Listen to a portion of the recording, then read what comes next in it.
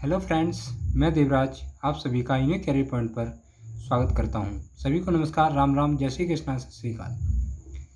आइए चलते हैं अगले पार्ट में। ठीक है, तो आपके 150 क्वेश्चन हो गए हैं। आप चलते हैं 151। ठीक है, सॉरी 450 क्वेश्चन हो गए हैं आपके। तो आपके आइए, उच्चतम न्यायालय ने सरकार को निर्देशित किया है कि यमुना के जल की गुणवत्ता कम से कम ग्रेड सी स्तर तक बनाएं, जिससे उसे लोगों की पीने योग्य बनाकर उपलब्ध कराया जा सके। ठीक है, उक्त कथानुसार ग्रेड सी स्तर का अर्थ है शुद्ध जल, थोड़ी मात्रा में प्रदूषित जल, औसत दर्जे का प्रदूषित जल या अधिक प्रदूषित जल। आंसर हो जाएगा सी, यानी कि औसत दर्जे का प्रदूषित जल।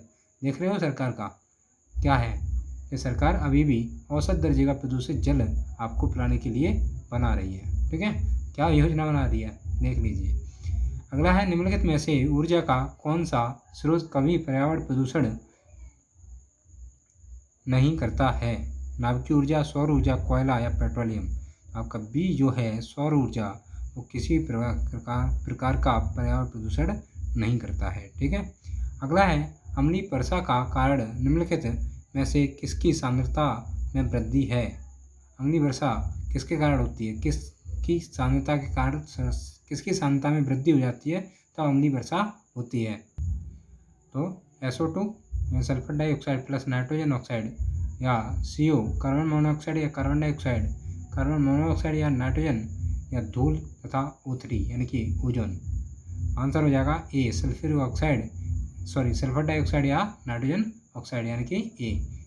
SO2 और तथा NO2 की सांद्रता में वृद्धि हो जाती है तो अम्लीय वर्षा होती है। अगला है, रेड डाटा बुक में सम्मिलित है विलुप्त हो रहे जीव, सुवेद जीव या आपत्तिग्रस्त जीव, उपरोक्त सभी। आपको पता होना चाहिए रेड डाटा बुक में सभी जीवों का सम्मिलित है, क्योंकि विलुप्त हो रहे जीव को भी रेड डाटा बुक में, रेड डाटा का मतलब खतरे की घंटी, तो विलुप्त हो रहे हैं तो खतरा है ना उनको, तो और सुवेद जीव और आपत्तिग्रस्त जीव जिनके ऊपर आपत्तिग्रस्त है। ठीक है, तो उपरोक्त सभी हो जाएगा। पर्यावरण से संबंधित जितने भी आपके क्वेश्चन हैं वो आज ही अपलोड हो जाएंगे पूरे। ठीक है, जितने भी पार्ट्स होंगे वो सभी आज ही अपडेट कर देंगे, आपको मिल जाएंगे, जिससे आप देखते रहना। ठीक है, अगला है, अत्यधिक चारण का परिणाम है मृदा प्रदूषण, मृदा अपरदन, ताप प्रदूषण या जलवायु परिवर्तन। आंसर हो जाएगा बी, यानी कि मृदा अपरदन अत्यधिक चारण का परिणाम है। ठीक है, अगला है, भारत के किस क्षेत्र में अधिकतम भूस्खलन की घटनाएं होती हैं? उत्तर पूर्वी पहाड़, हिमालय, पश्चिम घाट, नीलगिरी, उत्तरी घाट। आपको पता होना चाहिए हिमालय में सबसे ज़्यादा भूस्खलन की घटनाएं होती हैं, तो आंसर हो गया बी। आपकी ये यूनिट भी इसी पार्ट में ख़त्म कर देंगे। ठीक है, अगला है, ओजोन परत की मोटाई नापने की इकाई है डेसिबल, डॉप्सन इकाई या पास्कल, वेबर। बताइए, आंसर हो जाएगा बी, यानी कि डॉप्सन इकाई। ठीक है, ओजोन परत की मोटाई नापने का क्या है, यूनिट है, इकाई है डॉप्सन इकाई। अगला है, पृथ्वी की सतह का कितना प्रतिशत भूभाग, ये भूभाग नहीं है, भूभाग है, भूभाग जल से घिरा है? बताइए, 60% या 71, 77 या 80? बताइए, बी ऑप्शन है 71% जो है आपका पृथ्वी की सतह का प्रतिशत जो भूभाग है वो जल से घिरा हुआ है। ठीक है, 71%, 71%, और आपकी पृथ्वी जो है वो 71% पानी से घिरी हुई है। अगला है, कौन सी गैस अधिकतम भूमंडलीय तापमान वृद्धि के लिए उत्तरदायी है? Chlorofluorocarbon, methane, carbon dioxide, nitrous oxide. Answer हो जाएगा सी, यानी कि कार्बन डाइऑक्साइड। ठीक है, अगला है, हो गया। अगला है, चेरनोबिल दुर्घटना किससे संबंधित है? चेरनोबिल, बताइए, भूस्खलन, भूकंप या नाभिकीय दुर्घटना, अम्लीय वर्षा। आंसर हो जाएगा सी, यानी कि नाभिकीय दुर्घटना से चेरनोबिल दुर्घटना संबंधित है। अगला है, वायुमंडल का कौन सा भाग प्रकाश की पराबैंगनी किरणों को पृथ्वी की सतह पर आने से रोकता है? समताप मंडल, क्षोभ मंडल, मध्य मंडल या आयन मंडल? बताइए, क्या कह रहा है, वायुमंडल का कौन सा भाग प्रकाश की पराबैंगनी किरणों को पृथ्वी की सतह पर आने से रोकता है? वैसे आपको अगर परत पूछी जाए तो ओजोन परत होती है। तो ओजोन परत वो जो होती है वो किस मंडल में होती है, आपसे ये भी पूछा जा सकता है। तो समताप मंडल में होती है। ठीक है, तो समताप मंडल पराबैंगनी किरणों को पृथ्वी पर आने से रोकता है। ठीक है, आंसर हो जाएगा ए। ठीक है, समताप मंडल। अगला है भूतापीय ऊर्जा किस प्रकार का संसाधन है? पारंपरिक, नवीकृत, अपारंपरिक, अनवीकृत, अपारंपरिक, नवीकृत, अपारंपरिक, अनवीकृत। आंसर हो जाएगा सी, अपारंपरिक और नवीनीकृत। ठीक है, ये भूतापीय ऊर्जा का संसाधन है। अगला है इनमें से कौन जल प्रदूषण का स्रोत नहीं है? ऑप्शन है औद्योगिक अपशिष्ट कचरा, रेडियोधर्मी कचरा, कृषि जनित कचरा अपशिष्ट, खनन अपशिष्ट। आंसर हो जाएगा डी, खनन अपशिष्ट। ठीक है, अगला है भारत में बाढ़ संबंधी चेतावनी जारी करता है केंद्रीय जल आयोग, सिंचाई एवं बाढ़ नियंत्रण विभाग, जल संसाधन विभाग, उपरोक्त सभी। तो बाढ़ से संबंधित चेतावनी कौन देता है ये बताइए? तो ये सभी बाढ़ से संबंधित चेतावनी देते हैं। केंद्रीय जल आयोग भी देता है, सिंचाई बाढ़ नियंत्रण विभाग भी देता है और जल संसाधन विभाग भी देता है आपको चेतावनी। ठीक है, बाढ़ संबंधी। अगला है जल प्रदूषण तथा जल जनित रोगों का एक उदाहरण निम्न में से कौन सा है? डिप्थीरिया, टॉन्सिलाइटिस या अतिसार, खसरा। आंसर हो जाएगा सी, यानी कि अतिसार। ठीक है, अगला है इनमें से कौन एक पर्यावरण समस्या नहीं है? बताइए। जल का विनाश, दुरुपयोग, जल का संरक्षण, वनों की कटाई, भूमि अपरदन संरक्षण। आंसर हो जाएगा बी, यानी कि जल का संरक्षण। अगला है इनमें से कौन सी गैस सूरज की घातक किरणों से हमारी रक्षा करती है? आंसर बताइए। कार्बन डाइऑक्साइड, नाइट्रोजन, ओजोन या ऑक्सीजन। तो सूर्य की किरणों से, घातक किरणों से कौन रक्षा करता है? ओजोन गैस करती है। ठीक है, ओजोन परत हमारी रक्षा करती है पराबैंगनी किरणों से। ओजोन जो है किस मंडल में पाई जाती है? वो है समताप मंडल में। ठीक है, आंसर हो गया सी। ठीक है, सी। अगला है जल वाष्प वायुमंडल में अवक्षेपित, संघनित होकर द्रव के रूप में पृथ्वी पर गिरती है तो उसे कहते हैं बादल, वर्षा, बर्फ, जलवाष्प। आंसर हो जाएगा बी, यानी कि वर्षा। ठीक है, अगला है मानव निर्मित या मानव जनित आपदा का उदाहरण है। क्या है? भूकंप, सुनामी, रसायन आपदा, भूस्खलन। आंसर हो जाएगा सी, यानी कि रासायनिक आपदा। अगला है कौन सी गैस ग्रीन हाउस इफेक्ट से संबंधित नहीं है? Nitrogen, CO2, carbon dioxide, methane या नाइट्रस ऑक्साइड।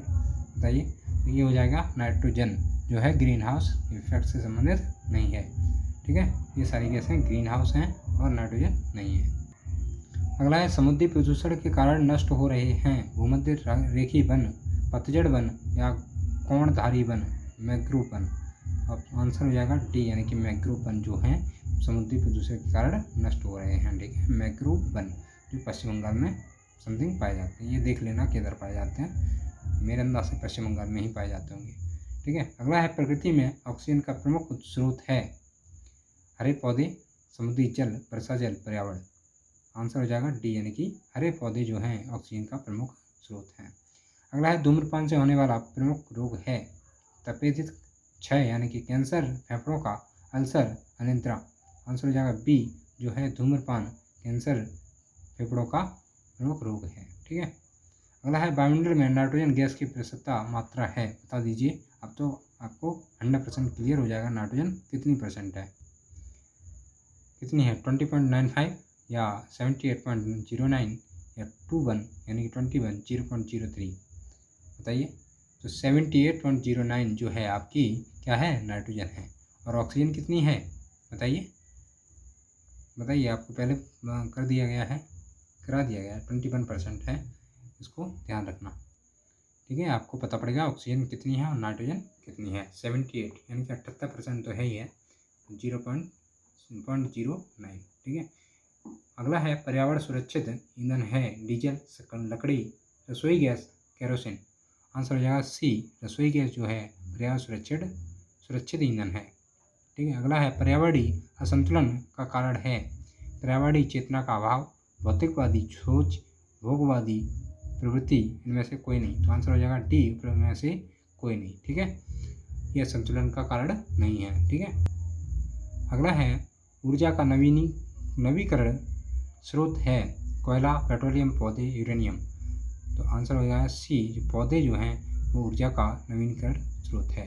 अगला ओजोन परत मिलती है थर्मोस्फीयर से, स्ट्रेटोस्फीयर से, या ट्रोपोस्फीयर से, या मेसोस्फीयर से। आंसर हो जाएगा बी, यानी कि स्ट्रेटोस्फीयर से ओजोन परत मिलती है, स्ट्रेटोस्फीयर में। ठीक है, ये शायद समता मंडल का इंग्लिश नाम है। ठीक है, इसका ध्यान रखना। पीने के पानी में रोगाणुनाशक डालते हैं पोटेशियम परमैंगनेट तथा क्लोरीन, पोटेशियम क्लोराइड तथा क्लोरीन, सोडियम क्लोराइड तथा ऑक्सीजन, पोटेशियम सल्फाइड एवं क्लोरीन। तो आंसर हो जाएगा ए, पोटेशियम परमैंगनेट तथा क्लोरीन पीने के पानी में रोगाणुनाशक के लिए डालते हैं। अगला है वायु प्रदूषण का कौन सा स्रोत नहीं है? वाहन, उद्योग, ठोस अपशिष्ट या धूल के कण। बताइए, ठोस अपशिष्ट जो है वायु प्रदूषण का कोई स्रोत नहीं है। ठीक है, ठोस अपशिष्ट जो है वो मृदा प्रदूषण हो सकते हैं एक बार, पर वायु प्रदूषण नहीं है। अगला है इनमें से कौन सा जैव अपघटक पदार्थ हैं? प्लास्टिक, पॉलीथीन, शीशा, इनमें से कोई नहीं। जैव पदार्थ एक भी नहीं है आपके, ना प्लास्टिक है, ना पॉलीथीन है, या ना ही शीशा है। ठीक है, जैव अपघट्य पदार्थ कोई भी नहीं है। आंसर हो गया डी, यानी कि इनमें से कोई नहीं। BOD5 क्या है? बताइए, biochemical oxygen demand in 5 hours, या biochemical oxygen demand in 5 days, biochemical oxygen demand in 5 months, biochemical oxygen demand in 5 minutes. तो आंसर हो जाएगा बी, यानी कि जो 5 डे है वो 5 जो लिखा हुआ है वो 5 डे को दर्शाता है, biochemical oxygen demand in 5 days. ठीक है, अगला है हरित गृह प्रभाव के द्वारा पृथ्वी पर कौन सा रेडिएशन होता है? UV radiation, gamma radiation, X किरण रेडिएशन, या इन्फ्रा रेडिएशन। बताइए, इन्फ्रा रेडिएशन आपका हो जाएगा डी आंसर। ठीक है, ये होता है हरित गृह प्रभाव के द्वारा पृथ्वी पर। ठीक है, अगला हो जाएगा लंदन धूम्र पाया जाता है। इसको ध्यान रखना थोड़ा। ठीक है, लंदन धूम्र पाया जाता है ग्रीष्मकाल में दिन में, ग्रीष्मकाल सुबह के समय में, शीतकाल में के दिन के समय में, शीतकाल में सुबह के समय। आंसर हो जाएगा डी, यानी कि शीतकाल के सुबह के समय में लंदन धूम्र पाया जाता है। ठीक है, निम्न में से कौन सी गैस की गहन संलग्नता हीमोग्लोबिन से होती है? CO, NO, या O2, CO2। आंसर हो जाएगा ए, यानी कि CO2, यानी CO। तो आपका ऑप्शन हो गया ए। ठीक है, अगला है इतिहास में परमाणु दुर्घटना हुई 16 अगस्त 1945 को, 26 अगस्त 1945 को, या 6 अगस्त 1945 को, 8 अगस्त 1945 को। आंसर हो जाएगा सी, यानी 6 अगस्त 1945 को। ठीक है, इतिहास में परमाणु दुर्घटना हुई थी, जो कहाँ पर हुई थी? जापान में। ठीक है, नागासाकी। आपको पता है ना, हिरोशिमा और नागासाकी वाले परमाणु दुर्घटना। ठीक है, ठीक है, अगला है कणिकीय प्रदूषण को समाप्त करने के लिए निम्न में से किस युक्ति का प्रयोग किया जाता है? बताइए, ग्रेविटी स्टेनलेस चैम्बर, या साइक्लोन कलेक्टर, या फैब्रिक फिल्टर, उपरोक्त सभी। कौन सा हो जाएगा? आंसर हो जाएगा डी, यानी कि उपरोक्त सभी। अगला है ध्वनि प्रदूषण नियंत्रण एवं रोकथाम नियम 2001 निर्देशित करता है क्या पटाखों के कारण ध्वनि प्रदूषण, लाउड स्पीकर के कारण ध्वनि प्रदूषण, किसी सभा में तीव्र ध्वनि के स्पीकर का प्रयोग, ब और सा दोनों। बताइए, डी हो जाएगा ब और सा दोनों, यानी कि लाउड स्पीकर के कारण होता है, या ध्वनि कोई भी हो, ध्वनि यानी कि पटाखों के कारण नहीं होगा, लाउड स्पीकर के कारण होगा, या तीव्र ध्वनि के स्पीकर का प्रयोग होगा, स्पीकर का प्रयोग होगा, वही हो जाएगा क्या? नियंत्रण रोकथाम नियम 2001 कहता है आपका। ठीक है, आंसर हो जाएगा डी। अगला है पौधे और जंतु की संकटग्रस्त प्रजातियों को प्रदर्शित करने के लिए IUCN ने निम्न पुस्तक तैयार की है? श्वेत data book, red data book, नील डाटा बुक, इनमें से कोई नहीं। आंसर हो जाएगा बी, रेड डाटा बुक जो है पेड़ पौधे जंतुओं से संकटग्रस्त प्रजातियों को प्रदर्शित करने के लिए IUCN ने, किसने बुक की है? IUCN ने। ठीक है, रेड डाटा बुक लिखी है। अगला है पानी में पाए जाने वाले रेडियो सक्रिय पदार्थ का अंश कारण बनता है? आँख से पानी गिरना, कैंसर, या DNA विखंडन, उपरोक्त सभी। आंसर हो जाएगा डी, यानी कि उपरोक्त सभी। ये क्या है? पानी में पाए जाने वाले रेडियो सक्रिय पदार्थ का अंश कारण बनता है। ठीक है, अगला है ग्रीन हाउस प्रभाव सर्वप्रथम पहचाना गया था? जीन बैप्टिस्टे ग्रीनवुड या जीन बैप्टिस्टे क्यूरियर या जीन बैप्टिस्टे ग्रीनहाउस, इनमें से कोई नहीं। तो आंसर हो जाएगा बी, यानी कि जीन बैप्टिस्टे क्यूरियर। ठीक है, आपका हो गया बी आंसर। अगला है, इनमें से कौन सा वैश्विक तापन के लिए जिम्मेदार है? बताइए कौन सा जिम्मेदार है? क्लोरोफ्लोरोकार्बन, मीथेन, कार्बन डाइऑक्साइड, उपरोक्त सभी। तो उपरोक्त सभी जो हैं वैश्विक तापन के लिए जिम्मेदार हैं। इनमें से कौन सा अम्ल वर्षा में उपस्थित होता है? HNO3, H2SO4, CH3COOH, आ व दोनों। बताइए। तो आंसर हो जाएगा डी, यानी कि आ व दोनों होता है, क्योंकि नाइट्रोजन ऑक्साइड और सल्फ्यूरिक ऑक्साइड दोनों मिले होते हैं, हाइड्रोजन तो होता ही है। तो आपका हो गया आ व दोनों, यानी कि डी आंसर। अगला है, निम्न में से किस स्तर से नीचे जाने पर ओजोन परत में छिद्र की संज्ञा दी जाती है? 8000 DU, 800 DU, 400 DU या 200 DU, इनमें से कोई नहीं। तो आंसर हो जाएगा सी, यानी कि 200 DU जो है नीचे जाने पर ओजोन परत से छिद्र की संज्ञा दी जाती है। अगला है, जनसंख्या मानव पूंजी बन जाती है जब निवेश किया जाता है?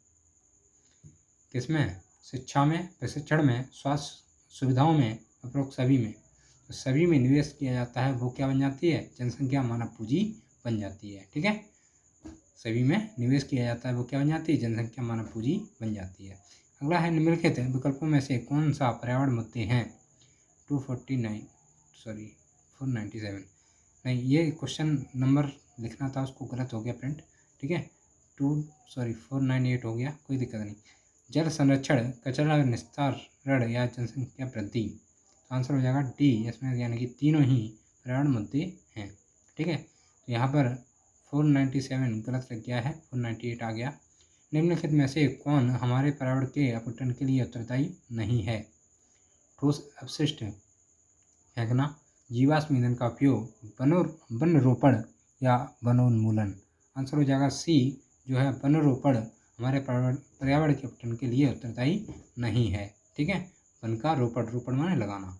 ठीक है, अगला है, कौन सी प्राकृतिक आपदा नहीं है? भूकंप, शॉर्ट सर्किट से लगी आग, सुनामी, चक्रवात। आपको पता पड़ रहा है प्राकृतिक आपदा क्या नहीं है? भूकंप, सुनामी या चक्रवात। ऑप्शन बी हो जाएगा, शॉर्ट सर्किट से लगी आग जो है भूकंप प्राकृतिक आपदा नहीं है। ठीक है, अगला है, वायु प्रदूषण से नहीं होते हैं पाचन तंत्र से संबंधित रोग, कैंसर, श्वसन संबंधी रोग या इमारतों का क्षय। तो वायु प्रदूषण क्या नहीं होता?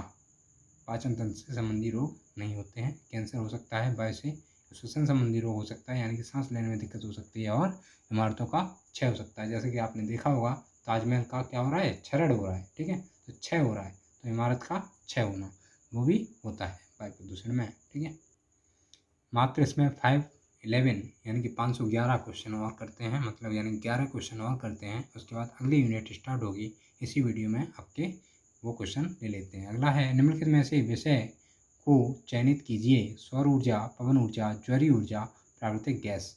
आंसर हो जाएगा डी, यानी कि प्राकृतिक गैस। अगला है, वनोन्मूलन के फलस्वरूप निम्नलिखित में से किस वायुमंडलीय गैसीय संघटक के स्तर में वृद्धि होती है? कार्बन डाइऑक्साइड, ओजोन, जल वाष्प, ऑक्सीजन। तो आंसर हो जाएगा क्या? ए, यानी कि कार्बन डाइऑक्साइड। अगला है, प्रदूषण द्वारा उत्पन्न होने वाले रोगों के युग्म का चयन कीजिए। कैट क्राई सिंड्रोम या मिनामाता, यानी कि बी ऑप्शन है उच्च रक्तचाप, हाइपरटेंशन एवं मेरोसमस। अगला है, मेरासमस एवं क्वासियोरकर। ठीक है, निमाता एवं फ्लूओरोसिस। आंसर डी हो जाएगा, मिनामाता एवं फ्लूओरोसिस। ठीक है, आंसर डी। अगला है, ओजोन के संबंध में सही कथन का चयन करें। क्षोमंडल में उपस्थित ओजोन उत्तम ओजोन है। ओजोन परावैंगनी किरणें अवशोषित कर ऑक्सीजन निर्मित करती हैं। ओजोन समताप मंडल में क्लोरोफ्लोरोकार्बन की मात्रा में वृद्धि करती हैं। हमारे वायुमंडल में ओजोन का प्रतिशत 7.8% है। आंसर हो जाएगा बी, ओजोन परावैंगनी किरणें अवशोषित कर ऑक्सीजन से निर्मित करती हैं। ठीक है, तो आपको ऑक्सीजन से निर्मित कौन करता है? ओजोन गैस है। अगला है, निम्न में से कौन सा एक ग्रीन गुड डीड नहीं है? लाल बत्ती पर गाड़ी का इंजन बंद कर दें, कचरे को जला दें, पक्षियों के लिए दाना पानी रखें, आहार में विभिन्न अनाज खाएं।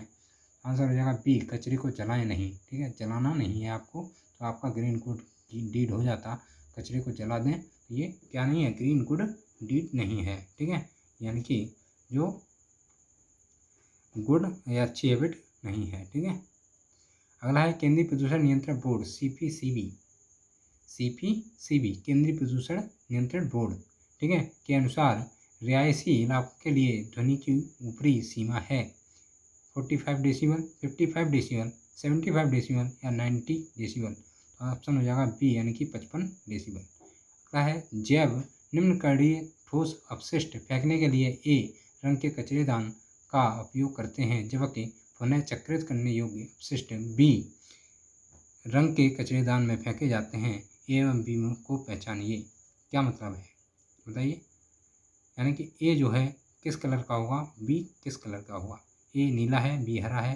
ए नीला है, बी काला है। ए काला, बी नीला। ए हरा, बी काला।